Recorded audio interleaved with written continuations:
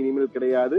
இனி road show மட்டும்தான், பொதுக்கூட்டங்கள் மட்டும்தான், அதுவும் பெரிய பெரிய மைதானங்களில் மட்டும்தான் பொதுக்கூட்டங்களை நடத்துவது என விஜய் முடிவு செய்து அதை தன்னுடைய நிர்வாகிகளுக்கு தெரிவித்திருக்கிறார். அதுபோன்று தற்போது துவண்டு போயிருக்கும் தன்னுடைய நிர்வாகிகள் அனைவருக்கும் வாட்ஸ்அப் மூலமாக ஒவ்வொரு முக்கிய நிர்வாகியும் அழைத்து பேசியிருக்கிறார் விஜய். நேற்று பிற்பகலிலிருந்து தொடர்ந்து தற்போதும் அவர் பேசிக் கொண்டிருக்கிறார். ஒவ்வொரு முக்கிய நிர்வாகிகளையும் அழைத்து நம்பிக்கையுடன் இருங்கள், புது வேகத்துடன் நாம் செயல்பட போகிறோம், நம்முடைய எதிர்காலம் நம்முடைய காலம்தான் என்ற வகையிலே அவர்களுக்கு நம்பிக்கை ஊட்டும் வகையிலே பேசிக் கொண்டிருக்கிறார்.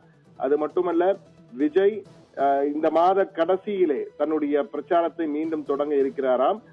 பிரச்சாரத்தின் பொழுது மேலும் அதிரடியாக பல குற்றச்சாட்டுகளை வைப்பதற்கு தாம் திட்டமிட்டு வருவதாகவும் அவர் தன்னுடைய நிர்வாகிகளிடம் பேசிய போது அந்த வாட்ஸ்அப் காலில் தெரிவித்திருக்கிறார். அதே போன்று பொதுக்கூட்டங்களே இனி ரோட் ஷோ கிடையாது என்பதால் ஒரு புது வாகனத்தை பயன்படுத்த வேண்டும் என்ற அறிவுரையும் அவருக்கு கொடுக்கப்பட்டிருக்கு. என்றால் இந்த பேருந்து, இந்த கேரவன் என்பது பல சொகுசு வசதிகளை கொண்ட மிகப்பெரிய வாகனமாக இருப்பதால் பொதுக்கூட்டம் செல்லவில்லை. எனவே தற்போது நாம் பார்க்கின்ற காட்சியிலே அருகில் அந்த பேருந்துக்கு அருகில் உள்ள வேன், இந்த வேனை தான் அவர் பரந்தூர் செல்லும் போது பயன்படுத்தியிருந்தார். இந்த வேனையே இனிமேல் பயன்படுத்துவது என்றால் இது சிறியதாகவும் அனைத்து இடங்களுக்கும் எளிதில் செல்லக்கூடிய வகையிலும் இருப்பதாலும் அந்த வேனின் மேல் நின்றால் கீழே இருப்பவர்களுக்கு பார்க்கும் வகையில் இருக்கக்கூடிய வாய்ப்பு இருக்கிறது. ஆனால் இந்த பேருந்தில் நின்றால் பல அருகில் இருப்பவர்களும் அவரை காண முடியவில்லை என்ற குற்றச்சாட்டு தொடர்ந்து சொல்லப்பட்டு வந்தது. அது மட்டும் இல்லாமல் அந்த கரூரில் நடந்த விபத்துக்கு இந்த பேருந்து சென்றது ஒரு மிக முக்கிய காரணமாக பலரும் குற்றம் சாட்டுகிறார்கள். எனவே இனி இந்த வேனை பயன்படுத்துவது என்ற முடிவையும் செய்திருக்கிறாராம் விஜய். எனவே வேன் மூலமாக தான் இனி விஜயின் புதிய பிரச்சார பாணியிலே மிக முக்கியமாக இந்த வேன் தான் பங்கு வகிக்கப் போகிறது. அதே போன்று நீங்கள் பார்த்துக்கொண்டால் இந்த ரோட் ஷோ என்பதை இனிமேல் கிடையாது என்றும், சனிக்கிழமைகள் மட்டும் என்பதையும் சற்று மாற்றி வெள்ளிக்கிழமை, சனிக்கிழமை, ஞாயிற்றுக்கிழமை என 3 நாட்கள் இந்த பிரச்சாரத்தை செய்ய போகிறார் அவர்.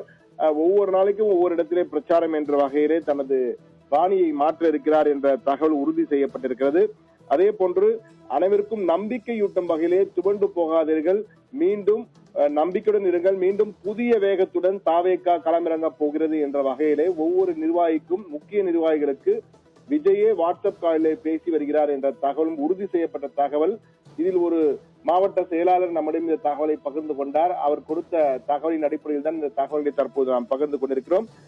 அது மட்டுமில்லாமல் தன்னுடைய ஜனநாயகன் ஆடியோ, தன்னுடைய கடைசி படம் என அவர் அறிவித்திருக்கிறோம் ஜனநாயகன் படத்தினுடைய ஆடியோ லான்ச், இசை வெளியீட்டு விழா மலேசியாவிலே டிசம்பர் 27ஆம் தேதி நடைபெற இருக்கிறது.